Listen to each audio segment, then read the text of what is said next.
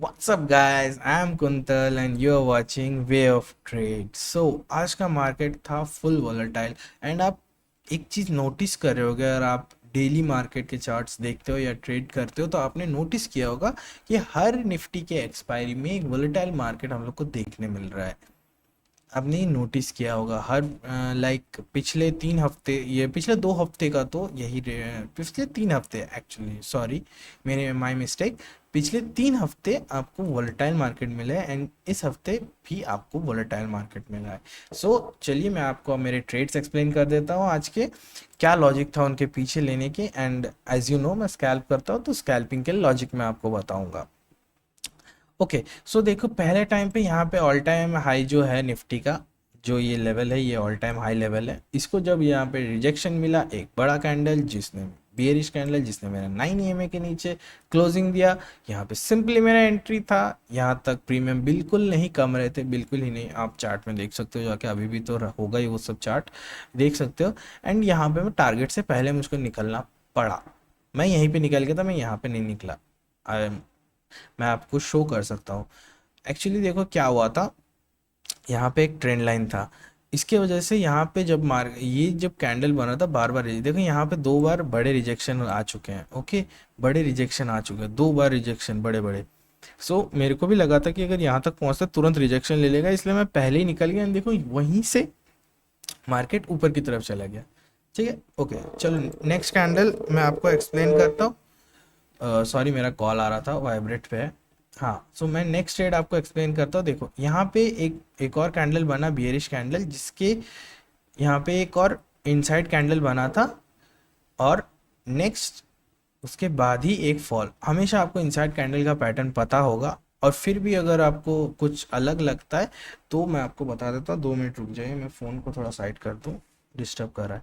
हाँ सो देखो अब अगर यहाँ पे देखो ऊपर सस्टेन करने की कोशिश किया 9 EMA के ऊपर, लेकिन नहीं सस्टेन कर पाया एंड वहाँ पे एक बड़ा बियरिश कैंडल फॉल दे दिया जो 15 पॉइंट्स का था। आप अगर देखना चाहो वो 15 पॉइंट्स का ही है, ये देखो।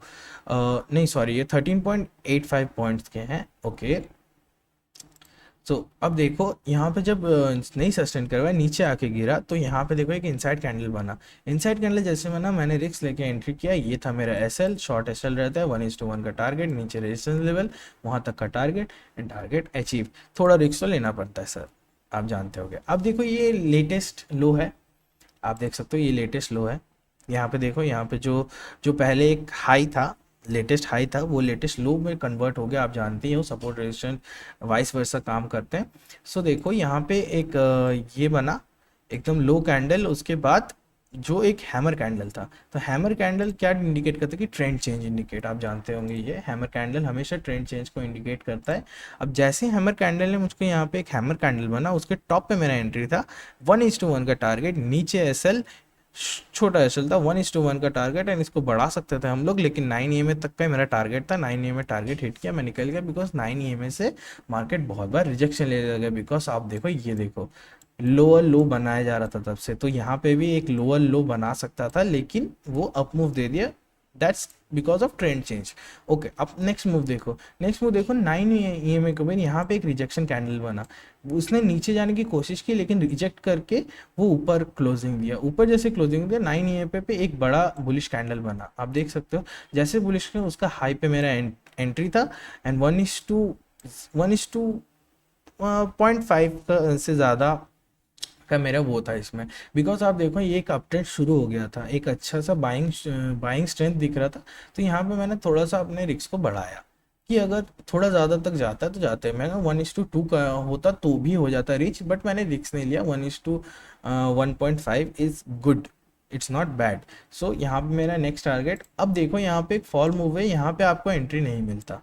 अब जब भी आपको कहीं अगर एंट्री नहीं मिले तो आप बस ऐसा मत सोचा करो कि ये एंट्री नहीं मिला, फोमो में घुस जाते हैं। आप उस टाइम एक काम करो ना, प्रीमियम कैसे मूव करें, किस जगह पे मूव करें, आप वो देखो। तो आपको बहुत नॉलेज पता चलेगा कि जब ऐसा बड़ा मूव आता है तो प्रीमियम कैसे मूव करते हैं, किस जगह पे सबसे ज़्यादा मूव करते हैं। राइट, आप हमेशा देखना जब भी एक हॉल्ट कैंडल बनता है तब एक बहुत बड़ा मूव आता है। हमेशा देखो यहाँ पे भी हॉल्ट कैंडल बड़ा मूव, यहाँ पे भी हॉल्ट कैंडल बड़ा मूव, हमेशा ही ये है ही। इसलिए ये जो इनसाइड कैंडल पैटर्न है ये इतना फेमस है, बिकॉज हॉल्ट कैंडल पे एक बड़ा मूव आता है, तो जो स्कैल्पिंग करते हैं उनके लिए सबसे बड़ी चीज़ है, सबसे बेस्ट चीज़ है एक्चुअली, बोल देखा जाए तो। सो यहाँ पे कोई एंट्री नहीं था, तो मैंने कोई फोमो में एंट्री ली, बिकॉज इतने सारे ट्रेड्स तो हो गए, तो फोमो में एंट्री लेने का कोई नहीं बनता। अब देखो यहाँ पे क्या हुआ, यहाँ पे एक रिजेक्शन ये ले रहा था यहाँ से मार्केट बार बार नीचे से ऊपर, तो मैंने सोचा रिजेक्शन की यहीं पे एंट्री ले लेते हैं। तो अगर यहाँ पे फर्दर एक हॉल्ट कैंडल बनाता है, और उसके बाद यहाँ पे एक बड़ा कैंडल बनता है जो बुलिश कैंडल होगा, तो मेरे को बहुत जल्दी प्रीमियम मूव करेंगे, बिकॉज हॉल्ट कैंडल के बाद बहुत स्पीड से मूव होता है, मैंने जैसा आपको बोला। तो जब स्पीड से मूव होता है, प्रीमियम के चार्ट में भी बहुत स्पीड से पॉइंट्स मूव करते हैं। आप अगर कभी आप किसी मूव में नहीं घुस पाए तो आप चेक करिएगा, आपको दिखेगा वो प्रीमियम चार्ट जाके, तो आपको फोमो से भी आप बच जाओगे, बिकॉज आप कुछ देखते रहोगे तो आपको फोमो नहीं होगा। सो मैं एक और अब देखो यहाँ पे क्या हुआ, लेकिन यहाँ पे एसएल खा गया, बस मेरे को कोई दुख नहीं है, बिकॉज देखो यहाँ पे मेरा एसएल बहुत छोटा था, 1:2, उससे भी ज़्यादा, मतलब क्या ही ये एसएल, 2 या 1 पॉइंट का तो एसएल होगा, आई गेस 2 पॉइंट का एसएल होगा। सो 2 पॉइंट्स का एसएल देने में आपको, जब आपके चार्ट रेट सक्सेसफुल गया, तो 2 पॉइंट्स का एसएल देने में आपको कोई दुख नहीं होगा। सो यही थे मेरे आज ट्रेड्स गाइस। आपको, आई होप आपको सारे जो ट्रेड्स हैं आपका एक्सप्लेनेशन समझ में आ गया होगा मेरे। एंड बहुत सिंपल लॉजिक से मैं ट्रेड करता हूँ, मैं उतना मतलब ट्रेडिंग को उतना कॉम्प्लिकेट नहीं करता, सिंपल लॉजिक्स लेवल्स एंड 9 में, दैट्स ऑल। उसके उसके ज़्यादा मैं कुछ नहीं करता एंड कम कुछ मैं नहीं करता।